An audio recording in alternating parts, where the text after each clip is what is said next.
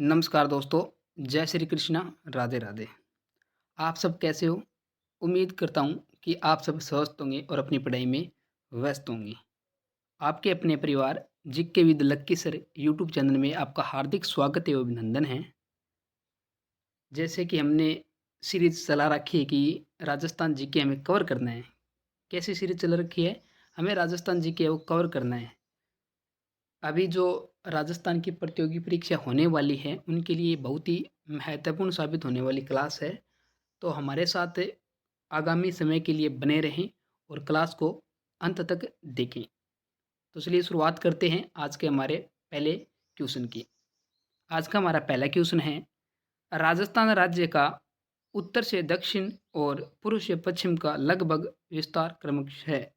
कि राजस्थान राज्य पूछा गया है कि उत्तर से दक्षिण और पूर्व से पश्चिम विस्तार क्रमश है। उत्तर से दक्षिण की जो दूरी है राजस्थान की वो कितनी है? वो है 826। कितनी है? 826। और जो पूर्व से पश्चिम की दूरी है वो कितनी है? 869 किलोमीटर। कितनी है? 869 किलोमीटर। ठीक है, तो इसमें से देख लीजिए 826 किलोमीटर और 869 किलोमीटर।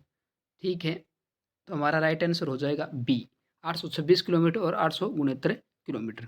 ठीक है, तो देखते हैं उत्तर से दक्षिण पहले क्या पूछा है हमें? उत्तर से दक्षिण पूछा है, तो उत्तर से दक्षिण हो जाएगी 826 और पूर्व से पश्चिम हो जाएगी 869। ठीक है, अगले क्वेश्चन पे चलते हैं। अगला क्वेश्चन है हमारा, राजस्थान भौगोलिक दृष्टि से भारत में कहाँ स्थित है? राजस्थान है जो भारत के अंदर भौगोलिक दृष्टि से किस दिशा के अंदर स्थित है? तो बात करते हैं राजस्थान कौन सी दिशा के अंदर स्थित है?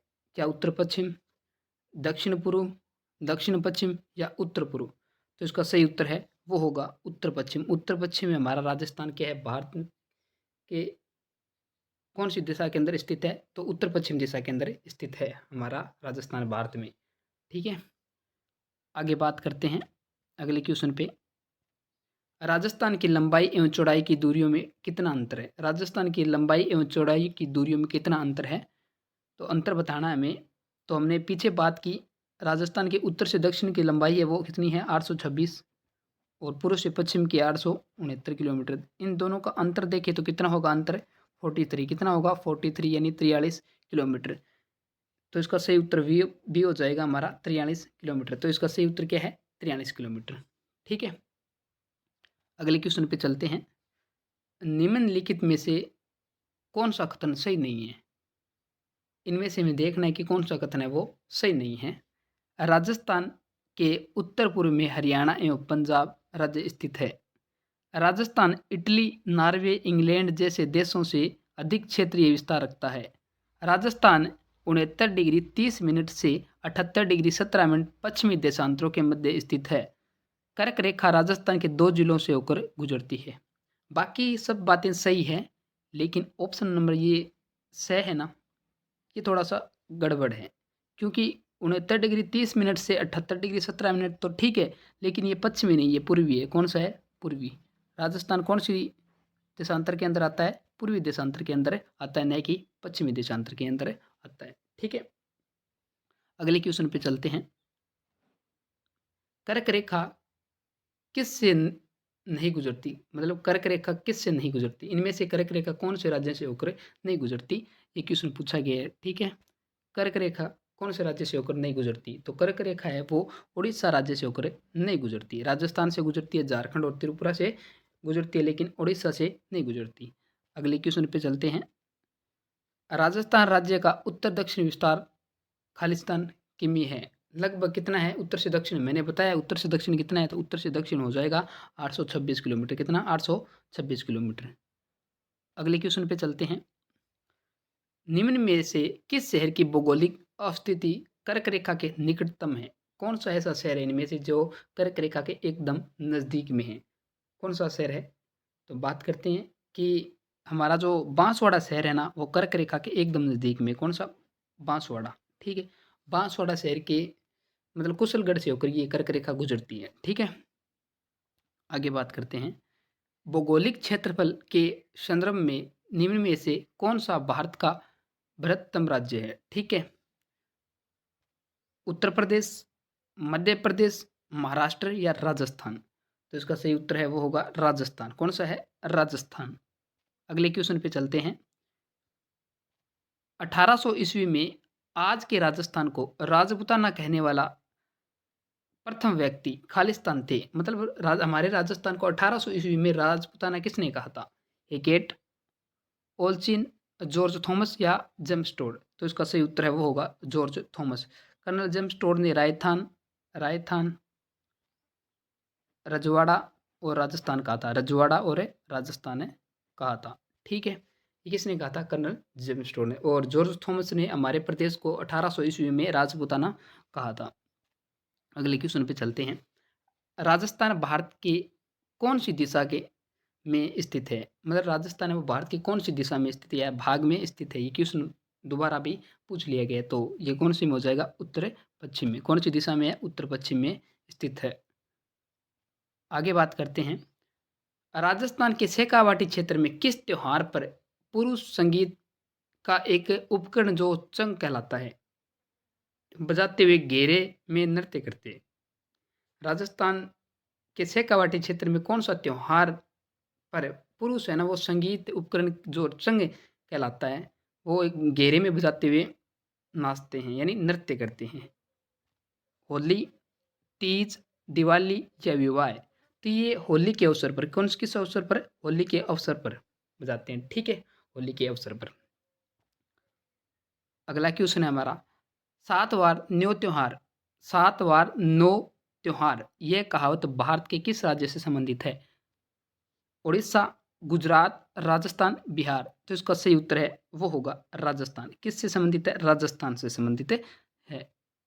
अगले क्वेश्चन की बात करते हैं। निम्न में से कौन सा त्योहार चैत्र माह में मनाया जाता है? इनमें से कौन सा त्योहार है वो चैत्र माह में मनाया जाता है? नागपंचमी, गोगानवमी, तीज या गुड़ला? तो चैत्र माह में गुड़ला त्योहार मनाया जाता है। कौन सा त्योहार है वो? गुड़ला त्योहार चैत्र माह में मनाया जाता है। अगले क्वेश्चन पर चलते हैं। हरियाली तीज का त्योहार किस माह में मनाया जाता है? हरियाली तीज आती है वो किस माह में मनाया जाता है वो त्योहार? भाद्रपद माह है, श्रावण माह है, कार्तिक माह है या फाल्गुन माह है? तो हरियाली अमावस्या का जो त्योहार है वो हमेशा ही याद रखने की बात है श्रावण माह में मनाया जाता है। ठीक है, अगले क्वेश्चन पे चलते हैं। राजस्थान में लठमार होली कहाँ खेली जाती है? राजस्थान में जो लठमार होली है वो कहाँ खेली जाती है? राजस्थान में लठमार होली बाड़मेर, बिन्हाए, बांसवाड़ा या महावीर जी? महावीर जी करौली के अंदर लठमार होली खेली जाती है। अगले क्वेश्चन पर चर्चा करते हैं। देव उठनी या एकादशी के बारे में निम्न में से कौन सा कथन गलत है? इन दिन चतुर्मास अवधि समाप्त हो जाती है। इस दिन भगवान विष्णु 4 महीने की निंद्रा के बाद जागते हैं। इस दिन तुलसी शालिग्राम का विवाह संपन्न होता है। यह दिन आषाढ़ शुक्ल एकादशी को मनाया जाता है। तो इनमें से कौन सा कथन है वो गलत कथन है? हमें देखना है कौन सा कथन गलत है। ये कथन हो जाएगा यह दिन आषाढ़ शुक्ल एकादशी को मनाया जाता है। ये कथन क्या है? गलत हो जाएगा इसका। अगला क्वेश्चन है। शारदीय नवरात्रा के संदर्भ में निम्नलिखित में से कौन सी देवी का स्वरूप पूजा का हिस्सा नहीं है? ठीक है, जो शारदीय नवरात्रा में शैलपुत्री, कालरात्रि, पार्वती या सिद्धिदात्री? ठीक है, तो इसका सही उत्तर है वो होगा पार्वती। कौन सा हो जाएगा? पार्वती। इसका सही उत्तर हो जाएगा वो पार्वती हो जाएगा। ठीक है, आगे बात करते हैं। गंगा सप्तमी के बारे में निम्न में से कौन सा तथ्य सही है? गंगा सप्तमी के बारे में हमें कौन सा कथन है वो सत्य बताना है। यह वैशाख शुक्ल सप्तमी को गंगा के पृथ्वी पर अवतरण के उपलक्ष्य में मनाया जाता है। यह ज्येष्ठ शुक्ल दशमी को गंगा जयंती के रूप में मनाया जाता है। इस दिन गंगा स्वर्गलोक से शिव की जटाओं में पहुंची थी। इस दिन गंगा दशहरा और गंगा जयंती दोनों मनाए जाते हैं। तो इसका सही उत्तर हो जाएगा वो हो जाएगा इस दिन गंगा स्वर्ग लोक से शिव की जटाओं में पहुंची थी। अगला क्वेश्चन है हमारा। गुड़ला त्योहार के संदर्भ में निम्नलिखित में से कौन सा कथन सही नहीं है? गुड़ला त्योहार के बारे में हमें गलत कथन है बताना है। यह त्योहार चैत्र कृष्ण अष्टमी से चैत्र शुक्ल तृतीया तक मनाया जाता है। गुड़ला एक छिद्रित घड़ा होता है जिसमें दीपक जलाया जाता है। इस त्योहार का समापन गंगा सप्तमी के दिन होता है। बालिकाएं गुड़ला लेकर गांव की गलियों में मंगल गीत गाती है। तो इसका जो गलत आंसर यानी कि इनका जो गलत कथन है वो होगा इस त्योहार का समापन गंगा सप्तमी के दिन होता है। ये इसका क्या हो जाएगा? गलत हो जाएगा, क्योंकि गलत कथन पूछा है। ठीक है, गलत कथन ये है। अगले क्वेश्चन पे चलते हैं। गणगौर के त्योहार का आयोजन किस माह में होता है? गणगौर के त्योहार का जो आयोजन है वो किस माह में होता है? बैसाख, श्रावण, फाल्गुन या चैत्र माह में? जो गणगौर के त्योहार का आयोजन किस माह में होता है? बैसाख में होता है या श्रावण या फाल्गुन या चैत्र माह में होता है? तो इसका सही उत्तर है वो होगा गणगौर त्योहार का आयोजन चैत्र माह में होता है। कब होता है? चैत्र माह में होता है। अगले क्वेश्चन पे चलते हैं। किस मेवाड़ शासक ने विजय कटकातु की उपाधि धारण की थी? किस मेवाड़ शासक ने विजय कटकातु की उपाधि धारण की थी? महाराणा प्रताप, महाराणा अमर सिंह, महाराणा जगत सिंह या महाराणा राज सिंह? तो इसका सही उत्तर वो होगा महाराणा राज सिंह ने विजय कटकातु की उपाधि धारण की थी। अगला क्वेश्चन है हमारा, महाराणा राज सिंह के संदर्भ में निम्नलिखित कथनों पर विचार कीजिए व सही विकल्प चुनिए। औरंगजेब की ताजपोशी पर राज सिंह ने उपहार भेजे। औरंगजेब औरंगजेब ने डूंगरपुर राज सिंह को लौटा दिया। औरंगजेब ने डूंगरपुर है वो राज सिंह को लौटा दिया था। केवल ए सत्य है, केवल बी सत्य है या ए व बी दोनों सत्य है, ए व बी दोनों असत्य है? तो इसका सही उत्तर है वो है केवल ए व बी दोनों सत्य है। क्या है? ए व बी दोनों सत्य है। अगले क्वेश्चन पे चलते हैं। राणा हमीर ने चित्तौड़गढ़ पर निम्न में से किस सुल्तान के शासनकाल में अधिकार किया था? राणा हमीर ने चित्तौड़गढ़ पर निम्न में से किस सुल्तान के शासनकाल में अधिकार किया था? अलाउद्दीन खिलजी, के केकू केकुबाद, मोहम्मद बिन तुगलक या सिकंदर लोदी? तो इसका सही उत्तर है वो हो जाएगा मोहम्मद बिन तुगलक। क्या हो जाएगा? मोहम्मद बिन तुगलक। अगले क्वेश्चन पे चलते हैं। महाराणा सांगा ने बयाना का दुर्ग बाबर के निम्न में से किस गवर्नर से जीता था? महाराणा सांगा ने बयाना का दुर्ग है वो बाबर के किस गवर्नर से जीता था? मीर बाकी, बैरम खान और मुस्तफ़ा और मेहंदी खवाजा? तो इसका सही उत्तर है वो हो जाएगा मेहंदी खवाजा से जीता था। अगला क्वेश्चन है हमारा, महाराणा कुंभा ने निम्नलिखित में से कौन से ग्राम एकलिंग जी के मंदिर की पूजा एवं व्यवस्था हेतु प्रदान किए थे? एकलिंग जी के मंदिर की पूजा एवं व्यवस्था हेतु प्रदान किए गए गांव, ठीक है, महाराणा कुंभा द्वारा कौन कौन से थे? ठीक है, आहड़, कल्याणपुर, जगत और कांकरोली, आनंद, कविता, गोगुंदा और मावली, नाडो, दुलेव, रणकपुर और नोलाई, नागदा, कालोडा कालोडा, मालाखेड़ा और भीमाना? ठीक है, तो इनमें से कौन से गांव थे जो एकलिंग जी के मंदिर के लिए पूजा की व्यवस्था के लिए प्रदान किए थे? ठीक है, तो इसका सही उत्तर है वो हो जाएगा नागदा, कालोडा, मालाखेड़ा और भीमाना। ठीक है, इसका द राइट आंसर हो जाएगा। अगले क्वेश्चन पे चलते हैं। पन्ना दाई का जन्म कहाँ हुआ था? पन्ना दाई का जन्म कहाँ हुआ था?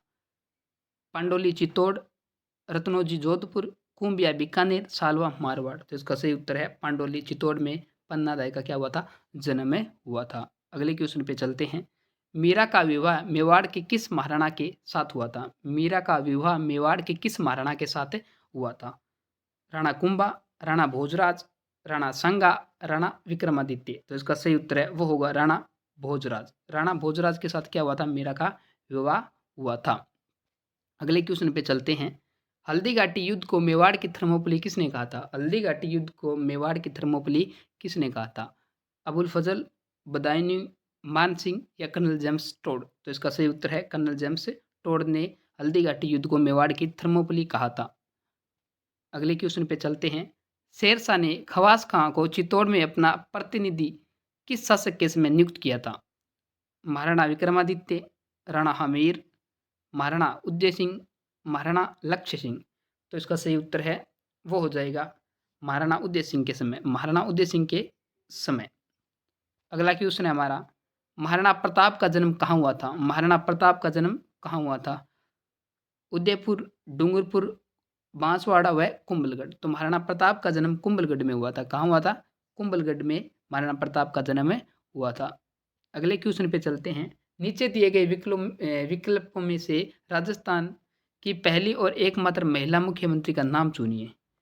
श्रीमती शीला दीक्षित, श्रीमती सुषमा स्वराज, श्रीमती सुचेता कृपलानी, श्रीमती वसुंधरा राजे। तो इसका सही उत्तर हो जाएगा एकमात्र महिला राजस्थान की मुख्यमंत्री बनी है, वो कौन सी बनी है?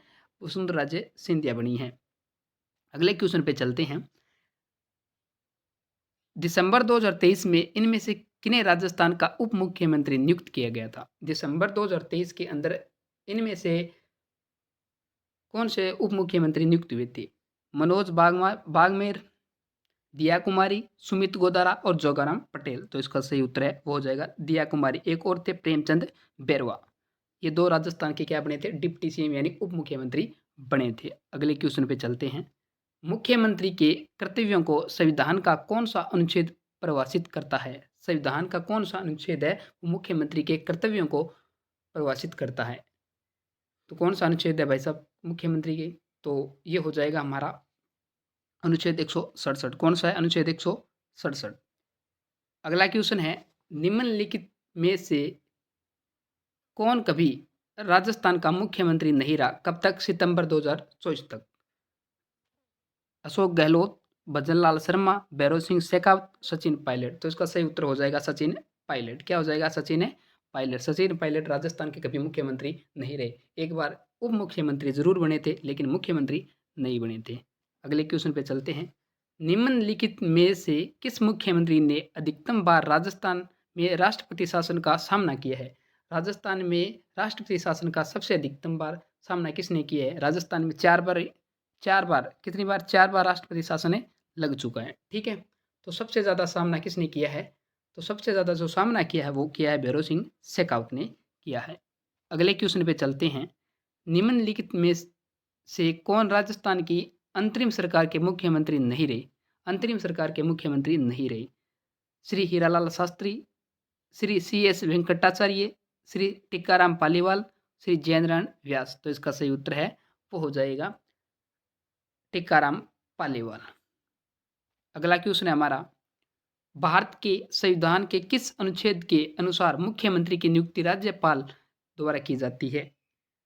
मुख्यमंत्री की नियुक्ति है वो राज्यपाल द्वारा की जाती है। कौन से अनुच्छेद के अनुसार की जाती है?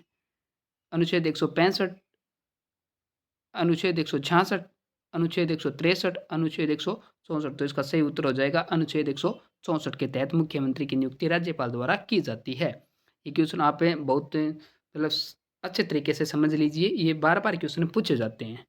ठीक है, अगले क्वेश्चन पे चलते हैं। राजस्थान के प्रथम मुख्यमंत्री कौन थे? राजस्थान के प्रथम मुख्यमंत्री कौन थे? तो राजस्थान के प्रथम मुख्यमंत्री कौन थे? हीरालाल शास्त्री। कौन थे? हीरालाल शास्त्री राजस्थान के प्रथम मुख्यमंत्री थे। अगला क्वेश्चन है, भारतीय संविधान का कौन सा अनुच्छेद राज्य के मुख्यमंत्री के कर्तव्यों का वर्णन करता है? भारतीय संविधान का कौन सा आर्टिकल है जो मुख्यमंत्री के कर्तव्यों का वर्णन करता है? कर्तव्यों का वर्णन कौन सा आर्टिकल करता है? अनुच्छेद 164, अनुच्छेद 165, अनुच्छेद 162, अनुच्छेद 167। तो इसका सही उत्तर है अनुच्छेद 167। कौन सा है? अनुच्छेद 167 है भारतीय संविधान का वह अनुच्छेद है जो मुख्यमंत्री के कर्तव्यों का वर्णन करता है। अगले क्वेश्चन पे चलते हैं।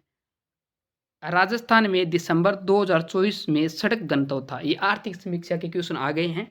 आर्थिक समीक्षा के क्वेश्चन जानबूझ कर लें क्योंकि ये क्वेश्चन आते हैं बीच में। ठीक है, तो आप अच्छे से पढ़ के जाइए। ये क्वेश्चन भी रिपीटेड होंगे, बार बार रिपीटेड होते हैं तो दोबारा भी रिपीटेड होंगे इन आगामी परीक्षाओं में।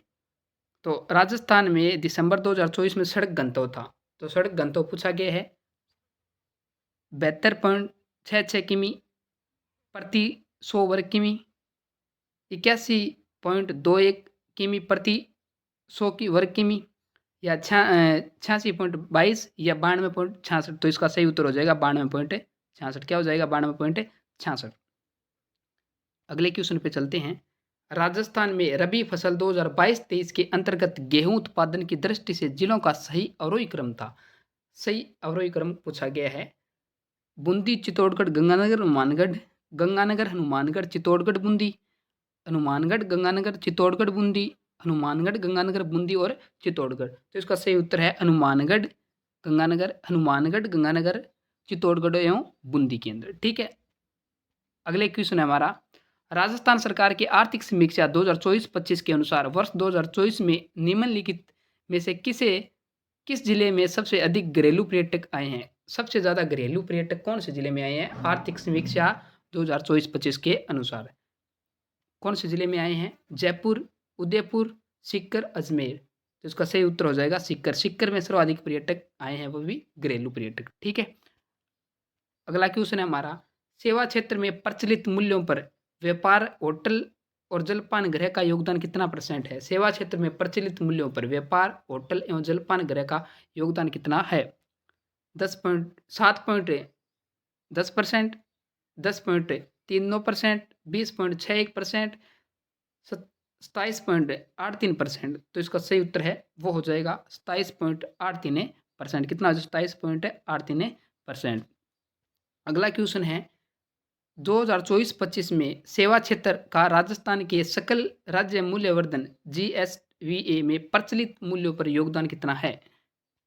27.83%, 45.92%, 23.11%, 10.96%। तो इसका सही उत्तर है वो होगा 45.92%। 45.92%। क्या हो जाएगा? 45.92%। इसका सही उत्तर हो जाएगा। अगला क्वेश्चन है हमारा, सिंधु दर्शन योजना के तहत प्रति तीर्थयात्री को अधिकतम कितनी राशि की प्रतिपूर्ति की जाती है? 10,000, 15,000 या 20,000 या 25,000? तो इसका सही उत्तर है वो होगा 15,000 रुपये। कितनी? 15,000 रुपये राशि दी जाती है। अगला क्वेश्चन है हमारा, वरिष्ठ नागरिक तीर्थ यात्रा योजना के तहत पशुपतनाथ काठमांडू की यात्रा किस माध्यम से प्रदान की जाती है? रेल मार्ग, सड़क मार्ग, हवाई मार्ग या जल मार्ग के तहत? तो इसका सही उत्तर है वो हो जाएगा हवाई मार्ग। किसके तहत? हवाई मार्ग के तहत। अगला क्वेश्चन है हमारा, पर्यटक सहायता बल अभियान की शुरुआत कब की गई थी? पर्यटक सहायता बल अभियान की शुरुआत कब की गई थी? 4 दिसंबर 2024, 15 फरवरी 2024, 27 सितंबर 2024, 8 दिसंबर 2024। तो इसका सही उत्तर है वो हो जाएगा 15 फरवरी 2024 को पर्यटक सहायता बल अभियान की शुरुआत की गई थी। अगला क्वेश्चन है हमारा, राजस्थान पर्यटन इकाई नीति 2024 कब लागू की गई थी? राजस्थान पर्यटन इकाई नीति 2024 कब लागू की गई थी? 15 फरवरी 2024, 4 दिसंबर 2024, 8 अक्टूबर 2024 या 27 सितंबर 2024? तो इसका सही उत्तर है वो होगा 4 दिसंबर 2024 को। कब की गई थी? 4 दिसंबर 2024 को की गई थी। अगला क्वेश्चन है एवं लास्ट क्वेश्चन है हमारा, राजस्थान में कितने राष्ट्रीय उद्यान एवं वन्यजीव अभ्यारण्य हैं? राजस्थान में कितने राष्ट्रीय उद्यान एवं वन्यजीव अभ्यारण्य हैं? आर्थिक समीक्षा के तहत 3 राष्ट्रीय उद्यान एवं 26 वन्यजीव अभ्यारण्य, 5 राष्ट्रीय उद्यान एवं 20 वन्यजीव अभ्यारण्य, 20 राष्ट्रीय उद्यान एवं 30 वन्यजीव अभ्यारण्य, 4 राष्ट्रीय उद्यान एवं 15 वन्यजीव अभ्यारण्य। तो इसका सही उत्तर हो जाएगा 3 राष्ट्रीय उद्यान और 26 वन्यजीव अभ्यारण्य हमारे राजस्थान के अंदर स्थित है। तो आज की हमारी ये क्लास आपको कैसी लगी? अच्छी लगी तो कमेंट में ज़रूर बताना, चैनल को सब्सक्राइब करना और ज़्यादा से ज़्यादा वीडियो को शेयर करना। ठीक है। ये क्वेश्चन वो क्वेश्चन है जो विगत एग्जामों में पूछे गए थे, क्योंकि यही क्वेश्चन रिपीटेड बार बार 60% पूछे जाते हैं। इसलिए हर क्लास के अंदर मैं विगत एग्जामों में जो पूछे गए क्वेश्चन है RPC व RSSM द्वारा वो क्वेश्चन लेके आ रहा हूँ, ताकि आपका सिलेक्शन श्योर हो जाए। ठीक है। और इस क्लास की जो PDF है वो आपको Telegram channel GK with lucky sir पर मिल जाएगी, और जिसकी लिंक आपको यूट्यूब के डिस्क्रिप्शन में मिल जाएगी। वहाँ से जाकर आप ज्वाइन कर सकते हो। और आपको याद रखना है कि टॉपिक वाइज आपको MCQ कराए जा रहे हैं, जिसमें आपको बहुत ही बेहतरीन फ़ायदा होने वाला है, क्योंकि आपका जो पूरा सिलेबस है वो कवर होने वाला है। ठीक है। तो आप हमारे साथ आगामी ऐसे ही बने रहें। Thank you so much. धन्यवाद।